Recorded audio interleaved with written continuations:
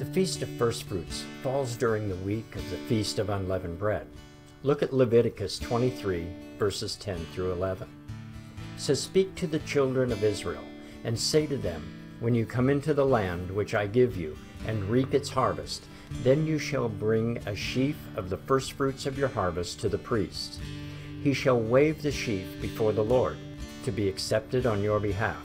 On the day after the Sabbath, the priest shall wave it." The Feast of Firstfruits is observed on the day after the Sabbath, during the Feast of Unleavened Bread. But since there are 3 Sabbaths during the Feast of Unleavened Bread, you have the regular weekly Sabbath, and then the days at each end of the feast are celebrated as Sabbaths, it really isn't entirely clear which day, that is, which Sabbath the Scriptures are referring to. So in a moment, we'll take a look at the practices and timing of this feast in Yeshua's day. I'm Dan Cathcart, and this is Shadows of the Messiah.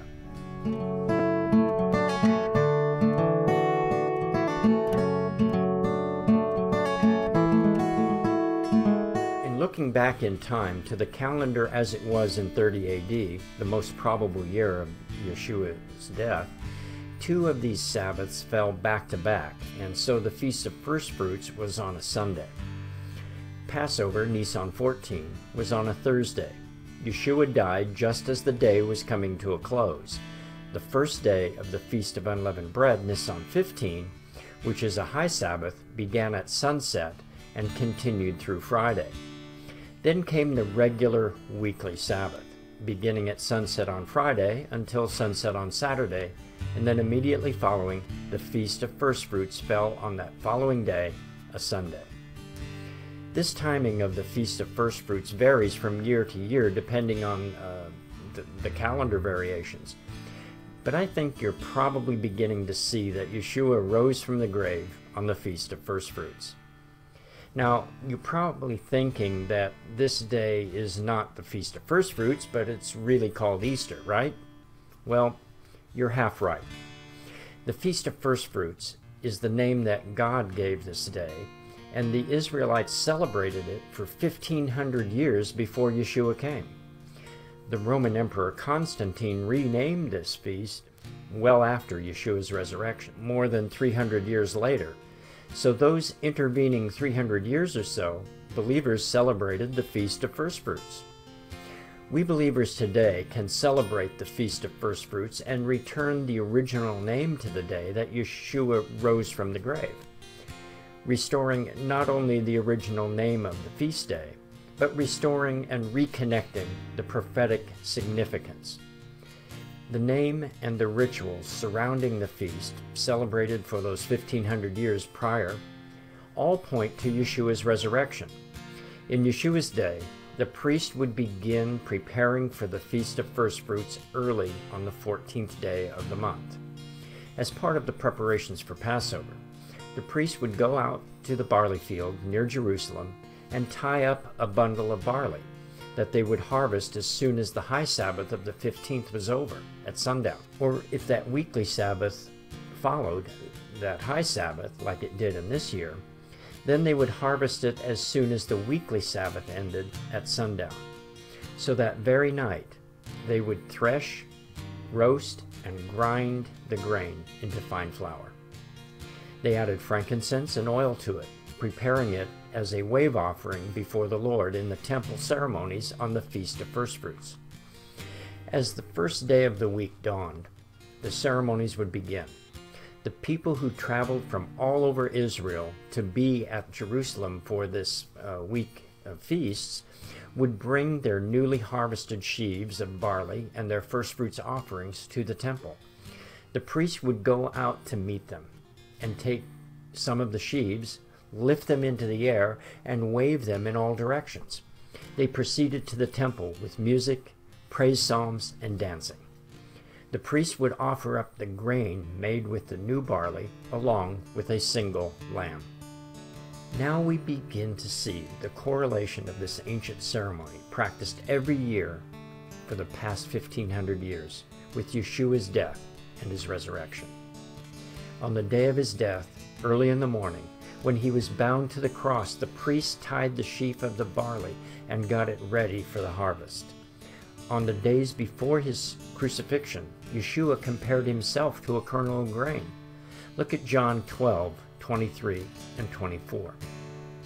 But Jesus answered them, saying, "The hour has come that the Son of Man should be glorified. Most assuredly, I say to you, unless a grain of wheat falls to the ground and dies, it remains alone. But if it dies, it produces much grain." Then further in the chapter, Yeshua says in John 12:32, "And if I am lifted up from the earth, I will draw all peoples to myself." Yeshua died and rose again, being lifted up like the sheaf of barley. Grain planted in the earth grows and produces more grain. Yeshua, being planted in the earth, produced a bountiful harvest. This also applies to us. We need to symbolically die with Yeshua and be resurrected to new life. Look at Romans 6, verse 4. It says, "Therefore we were buried with him through baptism unto death, that just as Christ was risen from the dead by the glory of the Father, even so we also should walk in newness of life." After the priests lifted up the sheaf, they offered the newly made grain on the altar. It symbolically rises to God in the smoke from the altar. It is an offering of first fruits. It is the very first sheaf harvested from the fields, before any of the barley is gathered and placed in the storehouses. Yeshua also went and presented himself to God as the firstfruits. Early in the morning of his resurrection, he appeared to Mary Magdalene, but told her not to touch him. Look at John 20, verse 17. Jesus said to her, "Do not cling to me, for I have not yet ascended to my Father. But go to my brethren and say to them, I am ascending to my Father and your Father, and to my God and your God." So her message to the disciples was that Yeshua was ascending to the Father. Paul calls Yeshua the firstfruits of the resurrection. Look at 1 Corinthians 15:20. "But now Christ is risen from the dead and has become the firstfruits of those who have fallen asleep." After this, Yeshua then returns and appears before his disciples, encouraging them to touch him and verify that he has returned in his glorified body. Look at John 20:19 through 20. Then the same day at evening, being the first day of the week, when the doors were shut, where the disciples were assembled for fear of the Jews, Jesus came and stood in the midst, and he said to them, "Peace be with you." When he had said this, he showed them his hands and his side. Then the disciples were glad when they saw the Lord. We as believers already celebrate the Feast of Firstfruits by another name. So this year, when you are celebrating Yeshua's resurrection, remember the actual name of this feast and all the prophetic events surrounding his resurrection. God chose this day for the resurrection of his Son from before the foundation of the world. He chose the events and ceremonies of this day to be a rehearsal of his resurrection year after year for 1,500 years until finally the actual day and year arrived. Now, after his resurrection, we can restore to this day its proper name.